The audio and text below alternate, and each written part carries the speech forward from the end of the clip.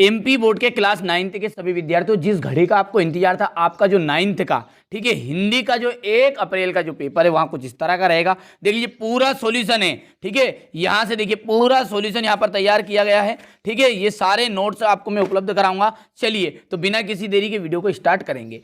कृष्ण भक्ति शाखा के प्रतिनिधि कवि है, तो देखिए कृष्ण भक्ति शाखा के जो प्रतिनिधि कवि वो है सूरदास, ठीक है। मेघ आए हैं, तो मेघ किस तरह के आए हैं, बन ठन के, ठीक है, आपने पढ़ा है कि बन ठन के सवर के, ठीक है। वीर रस का स्थायी भाव, यदि वीर रस के स्थायी भाव की बात करूं तो आप सब जानते हैं उत्साह इसका स्थायी भाव है।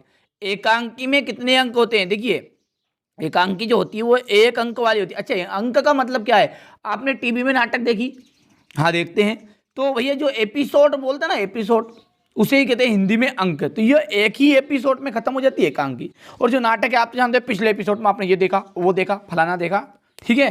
तो ये जो है एकांकी 1 अंक होता है और नाटक में अनेक अंक होते हैं। चलिए हो गया। इसके बाद में यदि हम आगे की बात करें,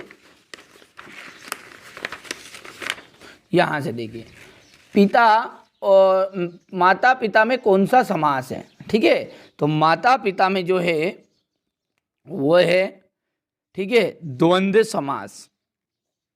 मृत्यु का तरल दूध कौन सा है, तेज गति से आता हुआ बाढ़ का पानी। छायावाद के जनक किसे माना जाता है, ठीक है, तो जे शंकर प्रसाद को, यहां पर लिख देता हूं मैं जे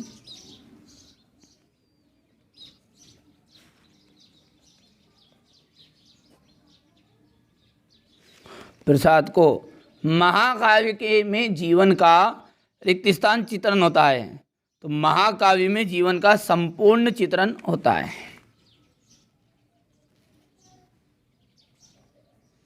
संपूर्ण चित्रण होता है। छंद जो होते हैं, छंद 2 प्रकार के होते हैं। जूता जो है हमेशा टोपी से कीमती रहा है।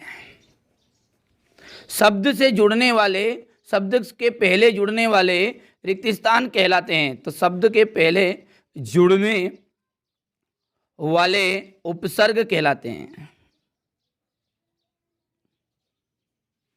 राम स्वरूप विवाह के लिए बेटी की रिक्त स्थान छिपाते हैं, उच्च शिक्षा।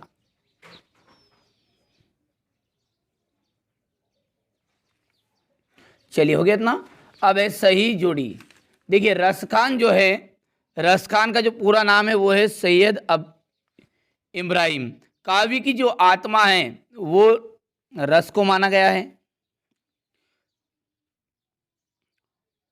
कई अंकों वाली रचना, देखिए जिसमें अनेक अंकों, अभी मैंने बताया था, वो कहलाती है आपकी नाटक। तीसरा हो गया है। चौधरी चरण सिंह पूर्व प्रधानमंत्री, ये चौथा हो गया है। आस्तीन का सांप, इसका मतलब क्या होता है, विश्वासघाती और जनसंपर्क विभाग बाढ़ की रचना, तो ये आपका छठा हो गया, ठीक है। हिंदी और इंग्लिश मीडियम का सेम पेपर आएगा और यही पेपर में आने वाले हैं, ठीक है। प्रगतिवादी कवियों में ने अनेक प्रयोग किए,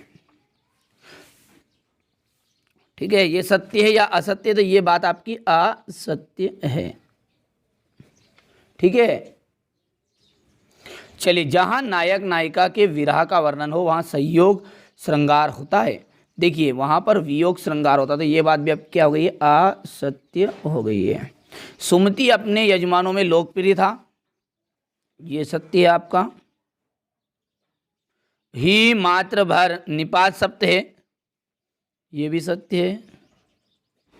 लेखिका मृदुला गर्ग की परदादी लिख पर ही चलती थी, ठीक है, तो ये आपका असत्य हो गया। गोपाल प्रसाद स्त्री शिक्षा समर्थक में थे, असत्य बात है, तो ये आपके सत्य सत्य हो गए, ठीक है। चलिए आगे बढ़ते हैं। और ये क्वेश्चन नंबर जो 5 है, इसमें देखिए ब्रिटिश राज का गहना क्या थे, हथकड़ियाँ। काव्य की शोभा बढ़ाने वाले तत्व को क्या कहते हैं, अलंकार, ठीक है। सबसे बुद्धिहीन जानवर किसे माना जाता है, गधे को। तारे गिनना का अर्थ क्या है, नींद ना आना। जो ही वहाँ आया त्यों ही सो गया, किस प्रकार का वाक्य है, मिश्रित वाक्य है। रीढ़ की हड्डी किस एकांकी पर समस्या पर आधारित है, विवाह की समस्या पर। चलिए यहाँ से देखिए निर्गुण भक्ति काव्य की प्रमुख विशेषता है। चलिए इसका सभी का नोट्स में आपको उपलब्ध कराऊंगा, पहले आप पेपर का स्क्रीनशॉट ले लीजिए, ठीक है, बढ़िया से। ये क्वेश्चन नंबर 8 हुआ आपका। यहाँ से देखिए ये क्वेश्चन नंबर 9 है, ये क्वेश्चन नंबर 10, ये क्वेश्चन नंबर 11, ठीक है। यहाँ से देखिए क्वेश्चन नंबर 12 है, 13, 14, प्रेमचंद्र की भाषा शैली की विशेषताएं बतानी, ये क्वेश्चन नंबर 16 है, ये 17 है, ठीक है। इसके बाद में यहाँ से देखिएगा क्वेश्चन नंबर 18, ये 19, ये इसका अथवा ये क्वेश्चन नंबर 20 है। यहाँ से देखिएगा ये क्वेश्चन नंबर 21, ये इसका अथवा यहाँ से क्वेश्चन नंबर 22 और ये अंतिम क्वेश्चन नंबर 23, ठीक है। टोटल 23 प्रश्न रहेंगे और ये 23 ही प्रश्न मैंने आपको बता दी। चलिए इसका सॉल्यूशन की बात करें तो यहाँ से देखिएगा, ये हटा देता हूँ थोड़ा सा, ये देखिए, ठीक है। यहाँ से बढ़िया से स्क्रीनशॉट लीजिएगा, ठीक है। सारे पेपर इस तरह के मैंने 4 पेपर डाले हैं, देखिए सेट डी है, ठीक है। ए बी सी नहीं देखे ना, डिस्क्रिप्शन में लिंक दूंगा, प्लेलिस्ट को फॉलो करिए बस, ठीक है। यहाँ से देखिएगा निर्गुण भक्ति काव्य की प्रमुख विशेषता है, आप स्क्रीनशॉट लीजिए। हिंदी में कोई ज़्यादा समझाने की आवश्यकता नहीं होती, बच्चे पढ़ ही लेते हैं। यहाँ से देखिएगा, ठीक है।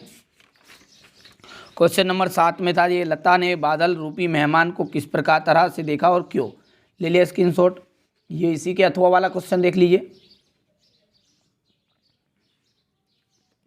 प्रश्न भी लिखवाए हैं ताकि आपको कोई कन्फ्यूजन ना रहे, ठीक है। मेरा जो उद्देश्य है वो यही है कि हमारे जो 9th क्लास के बच्चे वो अच्छे नंबरों से पास हो, ठीक है। और 10th में किसी को 1 रुपया देने की ज़रूरत नहीं, सब कुछ फ्री में, नोट्स भी उपलब्ध कराऊंगा। जिस इस तरह है ना, अगली बार तक तो PDF भी उपलब्ध कराने की सुविधा हो जाएगी, ठीक है। चिंता बिल्कुल नहीं करनी है। यहाँ जो चैनल है वहाँ आपके हित के लिए ही कार्य कर रहा है। आपको कभी जीवन में गलत जानकारी इस चैनल पर नहीं मिलेगी। अब ठीक है, जिन बच्चों को भरोसा है वो फॉलो कर लीजिएगा, बाकी आप फॉलो भी नहीं करते तो कोई दिक्कत नहीं, आप आपके हिसाब से देख लो यार, ठीक है। ये देखिएगा सुमित्रा नंदन पंत के काव्य की कला पक्षी की 2 विशेषताएं बतानी है, यहाँ से देख लीजिएगा। पाठ्य मुक्तक और गे मुक्तक में कोई 2 अंतर बताने हैं, हो गया। संचारी भाव किसे कहते हैं, इनकी संख्या कितनी मानी गई है। जो बनते हैं मन में विचार, जो भाव आते हैं और बनते और ठहरते नहीं, आहिस्ते रहते, उन्हें संचारी भाव कहते हैं। 33 मानी गई लगभग इनकी संख्या। ये देखिए क्वेश्चन नंबर 11 पे मानवीय अलंकार की परिभाषा, ठीक है, ये उदाहरण सहित हो गई। इसके बाद में ये इसका अथवा है,